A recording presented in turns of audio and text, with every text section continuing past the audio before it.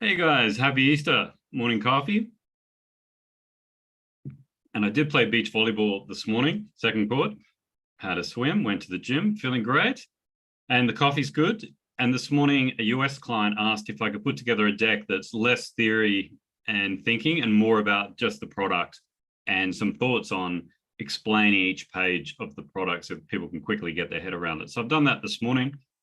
Thought I'd share it with you quickly on a video, and then I'll link the deck in the description. You can have a look for yourself. This is just a quick intro of what I've done this morning there. So I'll share my screen. And so I start here with, this is the first screenshot. So it's not screenshot, first slide. And just explain the context, right? So I did put some theory in there. So, the app is all about setting out your strategy for the next 1, 3, 5, 10 years, and then connecting the objectives for the month and quarter. And then the execution's taking place in the same experience. So everyone's aligned, can see what's happening. There's no confusion, no silos, no excuses, and it all cascades down. And then at a people level, we've really empowered time management, work-life balance, and getting things done together in a way that's quite different, particularly the daily huddle feature that just launched last week. So as I go through the deck, then it just jumps straight into screenshots as the folks in the US asked for. And I've put these little purple notes just explaining each key page of the app, what you can do on the page. So if you take this one, for example, the time management page, on one view in your desktop, you can see your weekly priorities, your monthly priorities, you lay out your quick to-dos and your longer to-dos for the day. The app automatically takes your calendars. So your personal calendar comes in yellow, your work calendar comes in blue. And then per the order you've done here through drag and drop, it automatically schedules the day for you. And you can see, right, based on everything you want to do, you're going to finish at this time and your capacity set for that versus your target work hours. And of course, we've done a whole time management course on the thinking behind this. But anyway, point of this was no theory, just straight into the app, and you can quickly get your head around the app. So that's the time page. And then last Saturday, as most of you know, we launched the team sharing page, which really is all about making daily huddles awesome, getting away from the talk fest and then straight into helping each other. And so you can see here, here's 3 team members. We've all got this view. It doesn't matter what time zone we're in, we can sit in the same view for the day. And then it automatically removes personal to-dos and personal calendars from this view here. And also it will remove items that are confidential, of course. So basically you can share and collaborate, and you can see how everyone's playing the day. You don't have to do a stand up and listen to it. So boring for me personally, going around, yesterday I did this and today I'm going to do that. And here are my blockers. I'd rather just go straight to being able to see it and then saying, hey, that's interesting. I could actually help you with that. I've got some time this afternoon. Or why are we doing that? Do we still have to do it? Or can we make it a bit quicker or get someone else to do it? Those sort of conversations you can have when you can see everything on one page like this. So great for team members, of course, for team leaders, but it's really designed to make the team, as the spirit of daily huddles is all about working together and collaborating together. So it doesn't have to be such a top-down framework. But of course, as a leader, this is gold. Particularly looking at capacity, you can decide who's got a little bit more time to take on something and maybe redistribute some of the work off to someone else. So anyway, it just goes through. So it starts off at that individual level. Then I think I flip straight to strategy. So once you've mastered the time management piece and the huddles, and then you can start thinking about the company and then take it up a notch. So setting out your goals, very simple, free, that cascades, lays it out. Everyone has meaningful context and can participate. That's the most important thing, particularly the next generation really want to get involved in the company and have a context to their job that's bigger than themselves, right? That's really what motivates the younger folks, which I find inspiring personally. I love that. I love that attitude of the next generation. So it explains the tree, and then it explains how you then go from the tree to, right, rubber hitting the road. What are we going to do this quarter? So that's where you lay out your objectives and key results.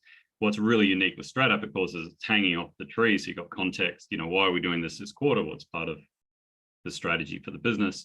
And then each of these are a card in their own right. So you can actually jump in and do the execution all in the same experience. And we're not running off into different chat channels or different apps and then trying to figure out what's going on. It's all at your fingertips, one click, and you can drill through that. But I didn't put that in this deck because I didn't want to overwhelm on content. Then it just goes through everything else. There's risk management built in. This is how you do it, including managing security levels, privacy, and working on the mitigations, and your one click to everything else.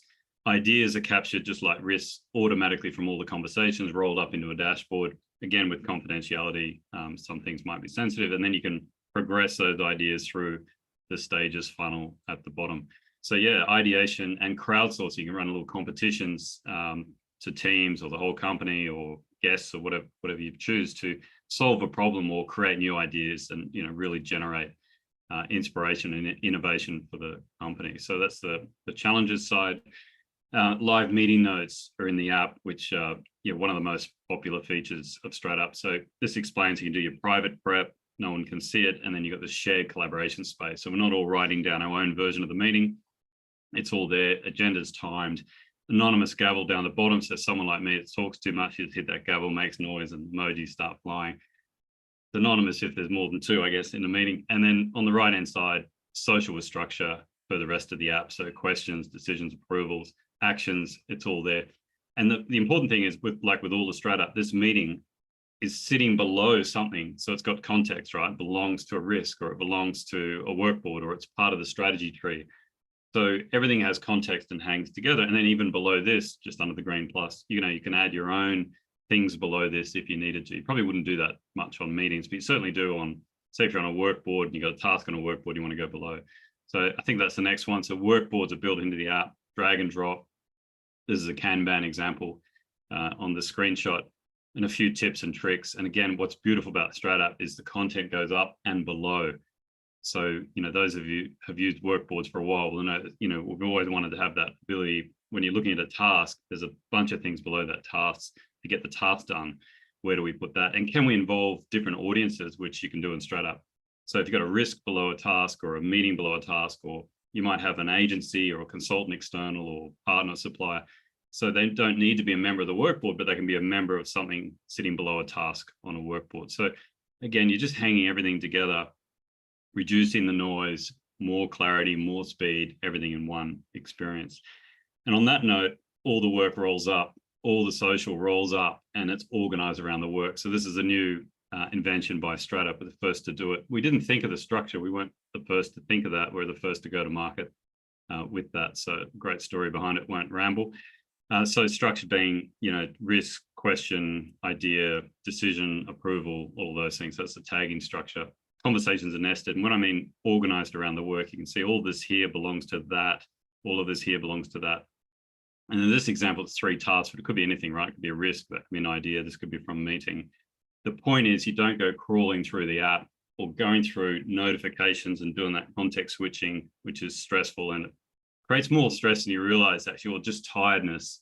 Context switching, going through notifications. This is all organized around based on time filters and all those filters on the left.